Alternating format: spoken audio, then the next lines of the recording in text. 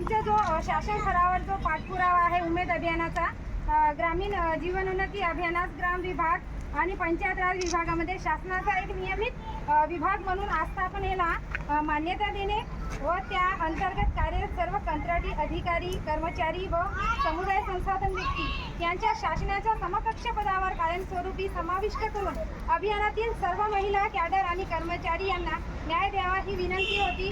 आणि हा शब्द आम्हाला दिला होता, पण त्याच्यावर काही कागदपत्री कारवाई अजून झालेली नाही आहे.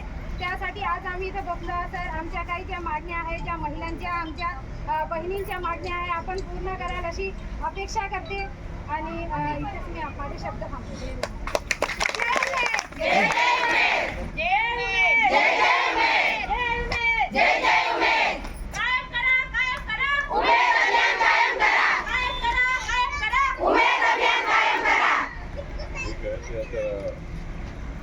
दिलेलं आहे निवेदन.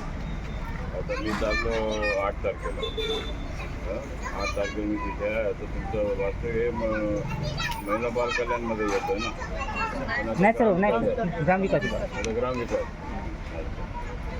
पहिले पण हे आपल्याकडेच होतं, महिला बाल कल्याणमध्ये पहिले.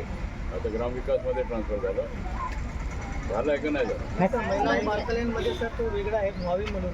माविन तर आहे, तो वेगळा आहे. आपलं उमेद जे आहे महाराष्ट्र राज्य ग्रामीण जीवनोन्नती अभियान, ग्राम विकास विभाग जे आहे त्या विभागामार्फत ही अभियान चालवलं जाते 2011 पासून. आज महाराष्ट्रामध्ये सर 84 लक्ष कुटुंब या योजनेमध्ये अभियानामध्ये आलेले आहेत. त्यांचे समूह तयार झाले.